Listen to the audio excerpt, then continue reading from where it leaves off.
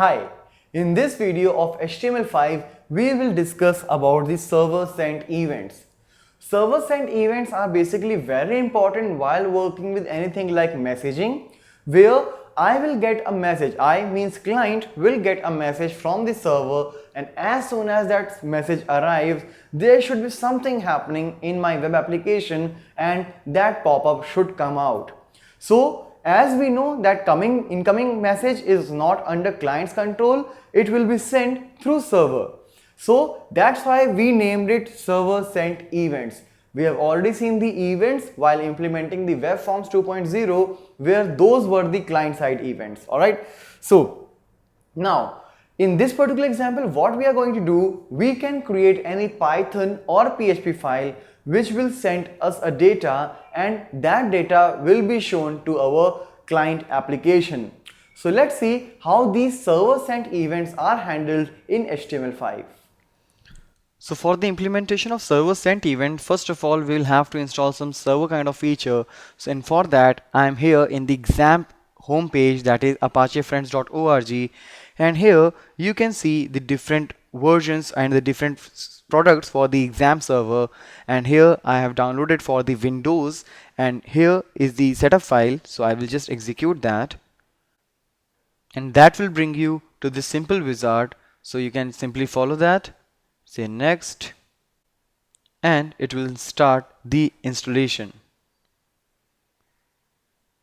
So once it is done, we'll see how to get started with the server sent event in our HTML5. So now let's click on the finish, and the installation of XAMPP is done. Now let's open the exam control panel, and right there you will have to start this Apache. Alright, if you are working with any other web server in your system, maybe that is running on the port 80. By default, the XAMPP will also take port 80. So what you can do, you can come to the config, and here you can come to Apache httpd.config file, and right there you can find the listen. Alright, so what you will have to do, you will just have to change the port number, as here when you will check, by default it will be port 80, but I have IS running on port 80, so I'm just changing it to 8081. Alright, and just save it, close it, and now when I will click on start, you can see it is now running. Alright, on the port 8081. Now the next thing which you will have to do is you will have to take your couple of files, that is the PHP file and the HTML file. So what I'm doing is I'm just taking my demo and ticker.php file. I'll show you what is inside that, but I will just copy that, will come to the C drive XAMPP where I have installed it, and here I have the folder called htdocs. Right here I will install these two files, and now let me just open these two. So here you can see demo.html, and here you can see ticker.php. So both files are here.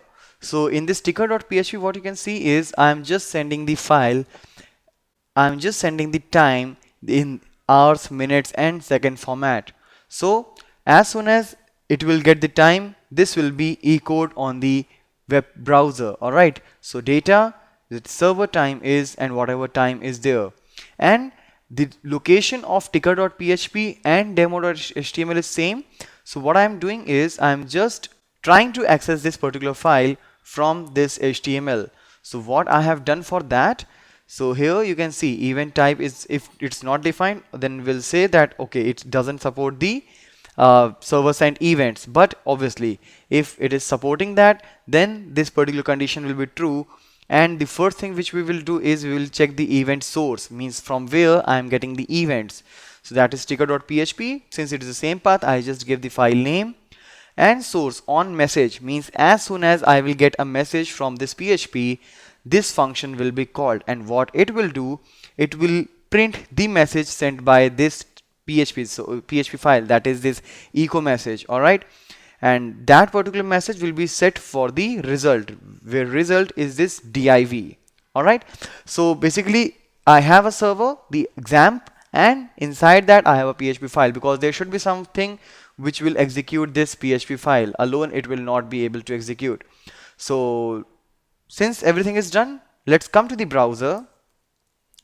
So I'll come to Chrome, And here I'll make a request like http localhost 8081, and here I have demo.html.